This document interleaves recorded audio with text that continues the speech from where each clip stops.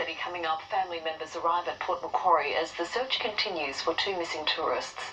The baby chiropractic treatment that's caused an uproar, the death of a fashion icon, and the Jets outgunned in Asia. Details ahead next.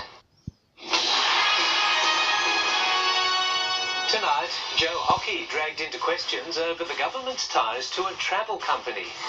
The search scaled back for two young backpackers missing at Port Macquarie. A failure for Newcastle's light rail network 4 days in. And Camelot. The Knights break ground on their $20 million Centre of Excellence. This is NBN News with Natasha Beyersdorf and Paul Lobb. Good evening. The stench of scandal or a smear campaign. Accusations flew in federal parliament today as questions piled up over the coalition's relationship with a travel company. Hello World has $1 billion government contract, is run by a Liberal Party donor and has close links to ministers and our ambassador to the United States.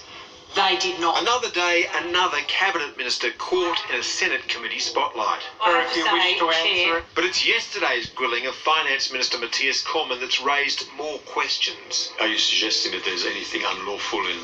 No, I'm suggesting it's not a great law. Labor was trying its best to make it look a whole lot worse today. They say hello world, I say hello, conflict of interest, Prime Minister. Matthias Cormann has admitted he called the chief executive of Hello World and Liberal Party treasurer Andrew Burns to arrange personal trips and overlooked paying one fare of nearly $3,000. He's paid the bill, but the personal price is much higher. It's highly embarrassing for me personally. Now Labor's exploring a Washington meeting between a Hello World executive and Australian embassy staff, organised by Ambassador to the United States, Joe Hockey. A company in which Mr. Hockey has $1 million shareholding. The company told the stock exchange neither the ambassador or Mr. Burns had any hand in the Foreign Affairs travel contract. The Labor Party trying to distract attention with all these slurs, all these smears. Labor does have some troubles of its own. After forcing the coalition to medically evacuate asylum seekers from Manus Island and Nauru, it's now tying itself in knots over whether they should be sent to Christmas Island. I think if they can be adequately treated there, that's up to the government to show. And for Labor to explain. Chrissy Ullman, NBN News. 4 days since passenger services started, one of the Newcastle light rail network's trams has broken down. Live now to reporter Sam Burberry at Newcastle Beach Station. Sam, do we know what went wrong?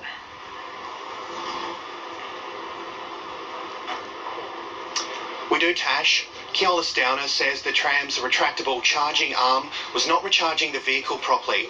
Technicians will arrive shortly to assess the situation and may tow the tram back across town to the depot at Wickham. Keolis Downer says the problem was detected at around midday. The tram was moved up the platform so that services could continue, and a backup tram was up and running within 20 minutes.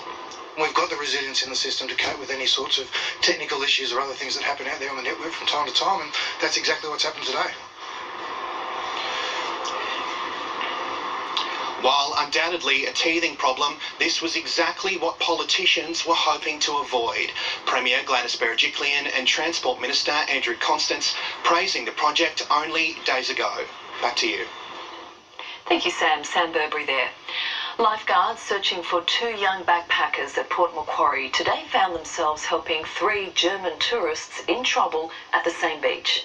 The missing men, Englishman Hugo Palmer and French national Erwin Ferrier, haven't been seen since Sunday. The operation to find them has been scaled back. A distraught relative shown where the two men's towels were found on Shelley Beach, while friends sit in silence, trying to comprehend the fact the schoolmates they were meant to be travelling with have gone missing. We've been very honest with the friends and the family here and have told them what has occurred, what activities we've undertaken to try and locate these men and what our future intentions are. Today, lifeguards and marine rescue continue to search on the water and from above, while police divers scoured reefs, an operation made possible by more favourable conditions. But still it's quite hazardous, a little bit of a surf out there, and also we've still got a strong current to the south, so the wind's dropped off, but it's still quite challenging. Showing how deceptive and dangerous the ocean can be, 3 German backpackers today got caught in a strong rip. Fortunately, lifeguards were close by. When police believe 20-year-old Hugo Palmer and 21-year-old Awan Ferrier went in the surf, the beach would have been unpatrolled, as per normal. After a thorough assessment of the activities undertaken to this time, a decision has been made to scale back the search activity.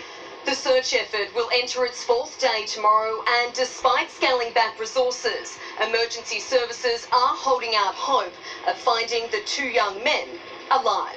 We have not completely discounted the chance that these men may have survived or something else has happened to them other than they have entered the water.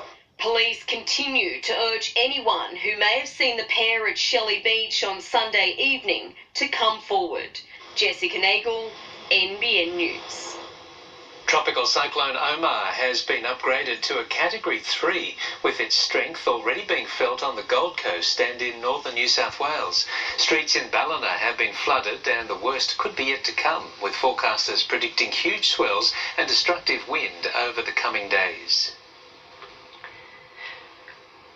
It's emerged a truck driver allegedly filmed abusing other drivers on the Pacific Highway while over the limit has been caught drink driving before.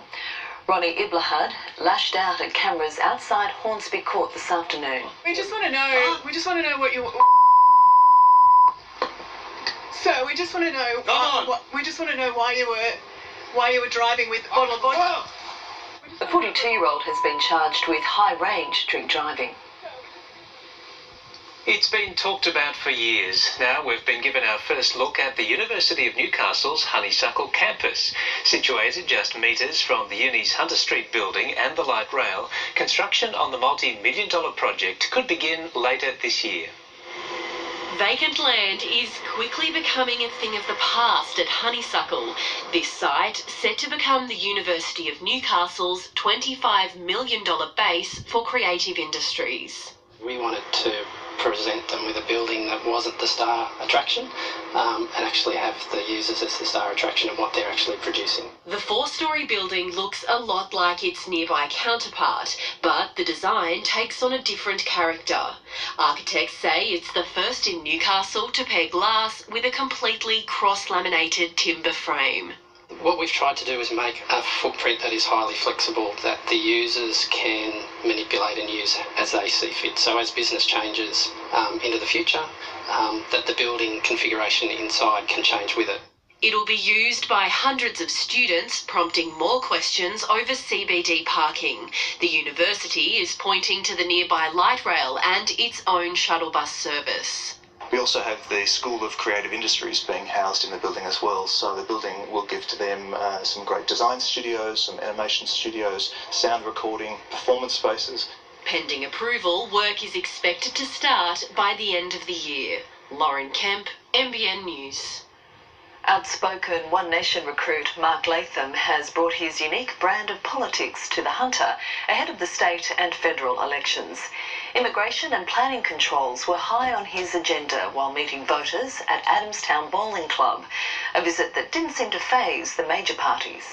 Famous for his public outbursts, One Nation's state leader Mark Latham remains a political maverick, promising voters a different approach. We're not scared of PC and the outrage industry. We speak our mind, we try and judge the evidence and talk frankly about some of the issues that the major parties won't discuss. The former federal Labor leader claims both major parties are failing everyday Australians. You've got overdevelopment issues, population pressures, lack of jobs, lack of services. He sees the upcoming elections as the perfect opportunity for New South Wales to secure lasting change. I can't remember the last time New South Wales had back-to-back state and federal elections. They're going to be within 2 months of each other.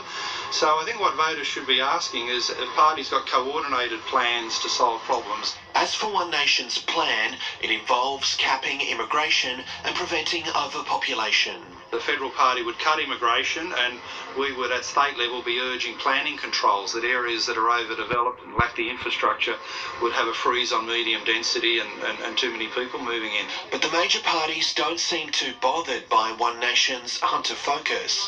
Local Labor MP Jody Harrison saying voters are intelligent people and I'm sure they'll vote accordingly. Sam Burbury, NBN News. The Knights are hoping their Centre of Excellence at Broadmeadow will be finished by mid-2020 after finally breaking ground on the project. Once complete, it will be the team's new training base and cater for juniors from the Central Coast to the Queensland border. It's been on the drawing board for years and has been earmarked for a range of locations.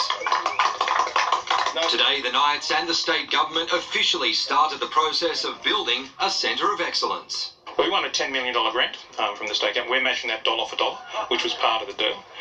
We're hoping that we can get as much done as we can for $20 million, and then we'll see where we go from there, Mitch. The Hunter has always been a breeding ground for rugby league talent. In recent years, plenty of talented juniors have gone elsewhere to further their development. This allows us to keep the absolute best in our region, and we're dedicated to that. We'll get some of that wrong. Some players, will bloom later. We might make some mistakes, but we want to get 90% of it right. The Knights will eventually train here, as will promising young players, but the centre won't just cater for rugby league. There'll be community facilities to be used around meeting rooms and those sorts of things. We hope to have the university in here with us on a co-location basis. And we have a commercial opportunity to develop a medical centre, radiology centre, and an area dedicated to sports science. Meanwhile, the state government says it's continuing to look for a new location for the Newcastle Harness Racing Club in order to open up the rest of the precinct for projects, including a 10,000-seat entertainment centre. This today is very much a first step in seeing the overall concept around Broadmeadow really come to life. Mitchell Hughes, NBN News. And later in sport tonight, Mitchell Pearce on his combination with whiz kid Kalen Ponga.